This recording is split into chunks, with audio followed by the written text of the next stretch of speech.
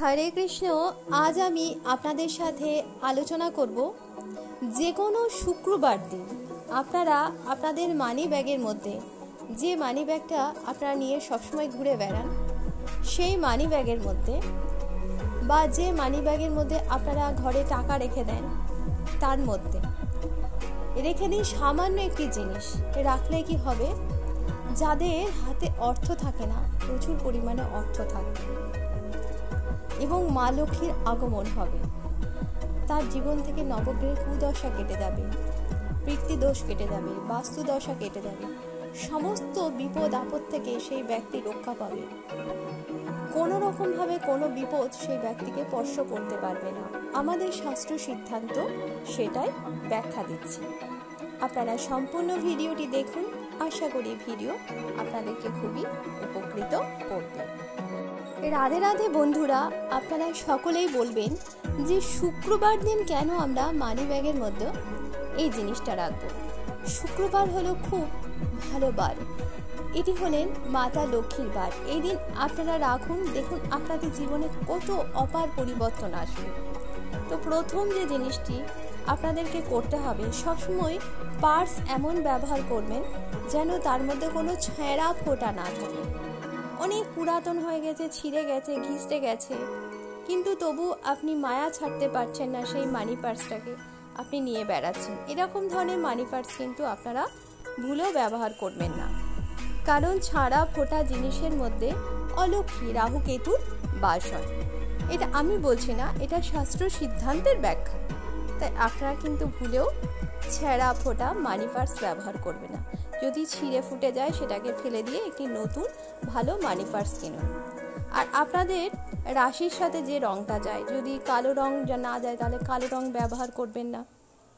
আমি বলবো কালো মানি পার্স ব্যবহার না করাই ভালো, অন্য কালারের মানি পার্স আপনারা ব্যবহার করুন। সবসময় কালো মানি পার্স আবার শ্যুট হয় না, সেই জন্য আপনারা মানি পার্সের কালারটা একটু অন্য নিন, তাহলে আপনাদের খুব ভালো অপার পরিবর্তন আসবে।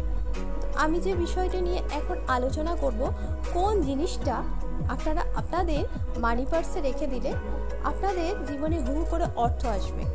হাতে অর্থ থাকছে না, অর্থ থাকবে, কর্মযোগ হবে, মনোযোগ বাড়বে। এমনকি রাস্তাঘাটে যখন আপনারা চলাফেরা করবেন ওই মানি পার্স আপনার সাথে থাকবে, আপনার কোনো অ্যাক্সিডেন্ট বিপদও হবে না।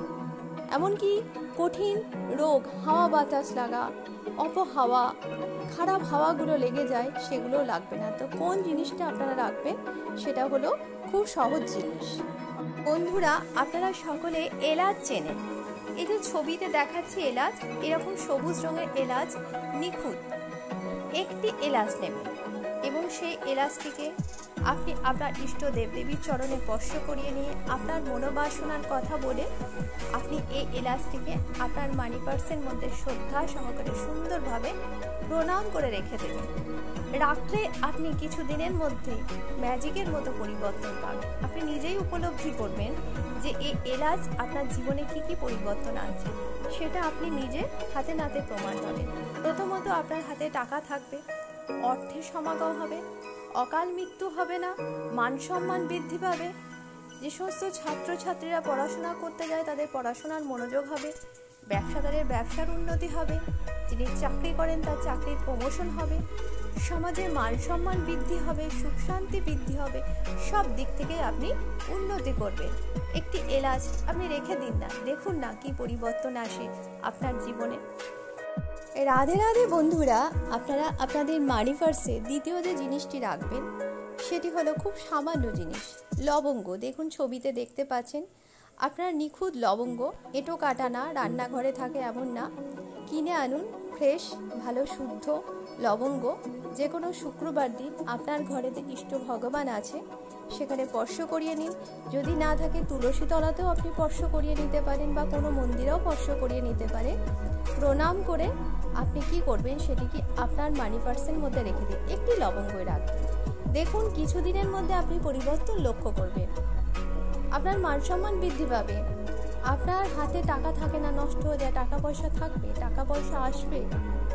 আপনার যদি ঘন ঘন অ্যাক্সিডেন্ট হতো সেই অ্যাক্সিডেন্টগুলো হবে না। আপনাকে দেখে শত্রুপক্ষ যেভাবে ষড়যন্ত্র করতো সেই ষড়যন্ত্রগুলো করবে না। শত্রুরা ডেকে ভালোবেসে কথা বলবে।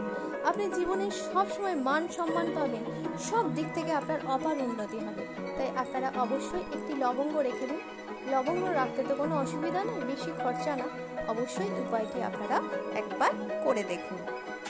রাধে রাধে বন্ধুরা, আমি তৃতীয় যে উপায়টির কথা বলবো সেটি খুব সহজ উপায়, আপনাদের সকলের ঘরে থাকে।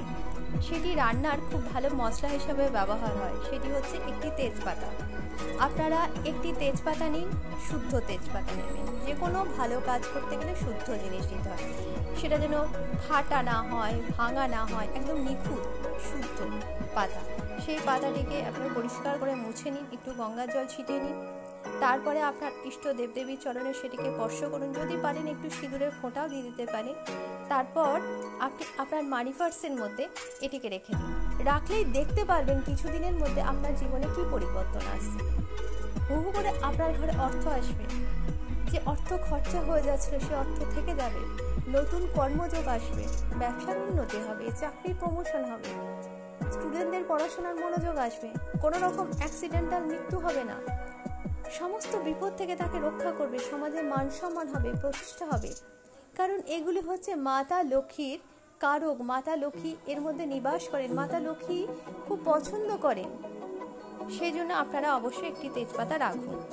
রাধে, আমি আপনাদেরকে যে উপায়গুলির কথা বলেছি তার মধ্যে যে কোনো একটি উপায় করুন। যেটি আপনার কাছে খুব সহজ বলে মনে হবে সেই উপায়টি আপনারা করুন। দেখবেন আপনারা হাতে নাতে ফল পাবেন। আর আমাদের এই ভিডিও যদি আপনাদের ভালো লাগে তাহলে একটি লাইক করুন, কমেন্টস করুন এবং আমাদের চ্যানেলটিকে সাবস্ক্রাইব করে রাখুন। তাহলে প্রথমেই যখন আমরা ভিডিও ছাড়ব আপনার কাছে প্রথমেই নোটিফিকেশন চলে যাবে।